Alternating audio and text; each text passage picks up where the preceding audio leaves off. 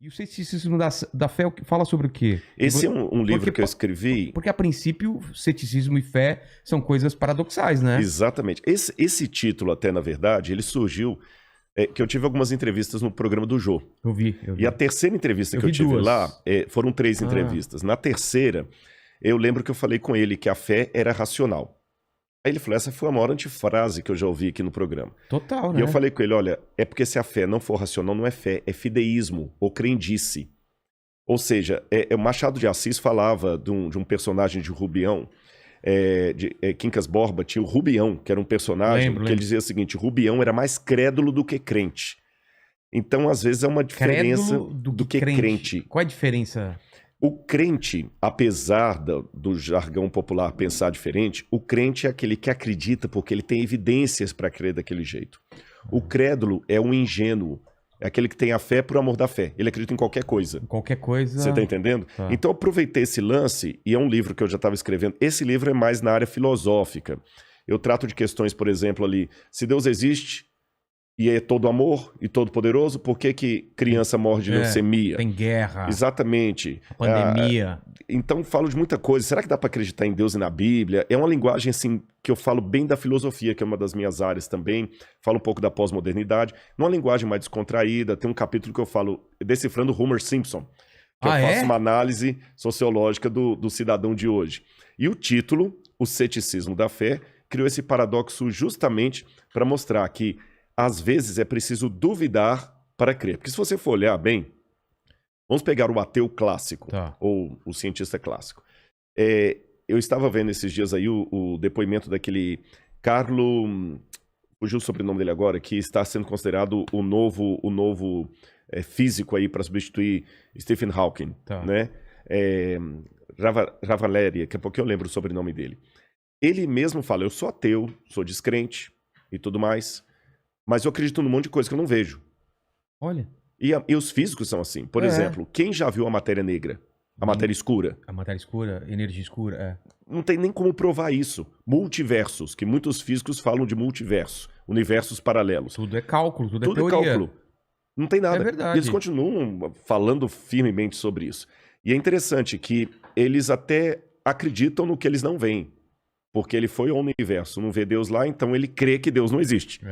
E é um paradoxo, mas é uma realidade. Até que alguém prove alguma coisa para ele. Para ele, então ele crê no que ele não viu. Como não tem Deus lá, eu tenho certeza que ele não existe.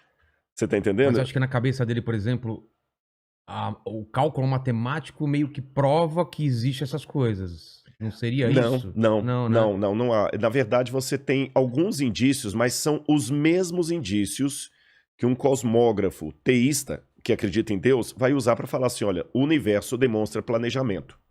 Logo, deduz-se que é um criador. Seria mais ou menos assim, explicando em linguagem simples, aí eu até falo por que eu coloquei esse título.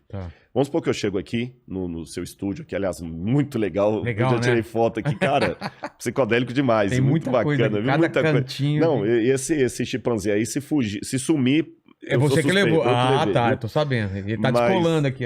Suponhamos que tivesse aqui, entre o seu acervo aqui, no chão aqui, uma latinha com comida de cachorro.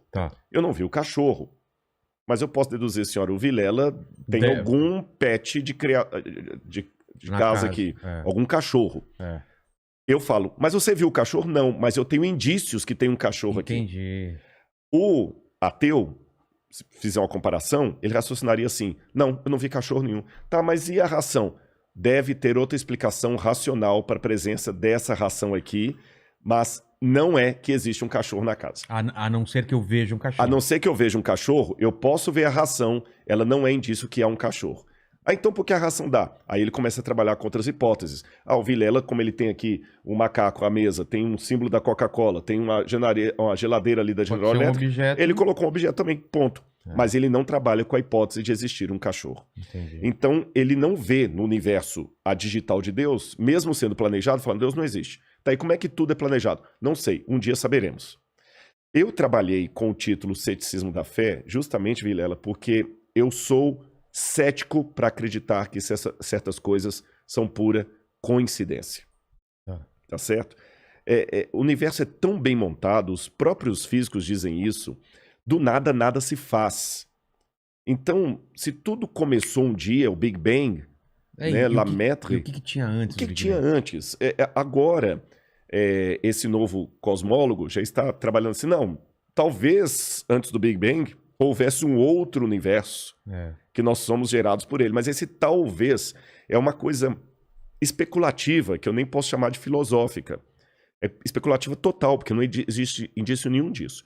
Quando o George Lemaitre, que era padre, por incrível que pareça, desenvolveu a teoria do Big Bang, na época de Einstein, eram amigos de Einstein e tudo mais, o que eles disseram? Esse é o que é clássico sobre o Big Bang e que está mais próximo de ser comprovado. Tá. Em primeiro lugar, o universo teve um começo. Esse universo que nós acreditamos teve um começo. E antes do universo, não havia nada. Nem o tempo, nem o espaço, gravidade. nem a gravidade, nem a energia, não havia nada. Era o zero absoluto. Isso. A incógnita é a seguinte: do nada, nada se produz. Ex nihilo, nihil fit, diziam os latinos. Se não havia nada, por que hoje há algo? É uma pergunta que já vem desde Parmênides. Por que existe algo ao invés de nada? Eu sou cético demais para acreditar que do nada pode sair tudo. É mais sensato para mim acreditar que existia uma causa primeira, para citar o Aristóteles aqui, essa causa primeira que deu origem a tudo que existe e ela mesma não pode ser dimensionada ou delimitada pelo tempo, pela gravidade, porque essas coisas partem depois dela. E a teologia vai chamar essa causa primeira de Deus. Tá certo?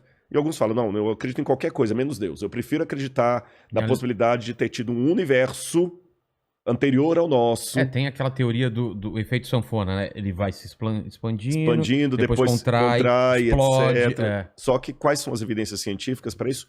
Zero absoluto. Né? Então, apenas sabendo, a gente só sabe que o universo está se expandindo, isso sabe. Exatamente. Então, na verdade, eu sou tão cético quanto os ateus.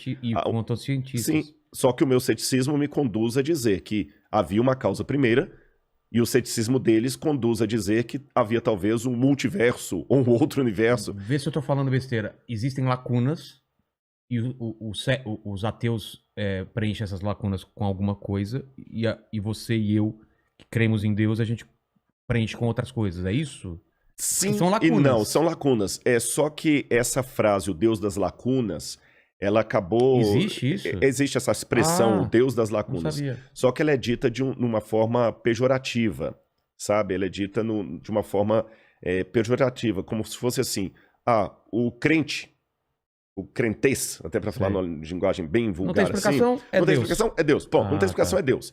E isso acaba caindo realmente de uma forma caricata. Fácil, né? É exatamente, porque existe também o acaso. Eu tô conversando com você aqui, eu posso derrubar esse copo e cair no chão e quebrar. Não é um milagre. É um milagre, ou o diabo que derrubou, o Deus que derrubou. Então, realmente é uma forma caricata de falar da fé. Eu não acredito que seria simplesmente o Deus das lacunas.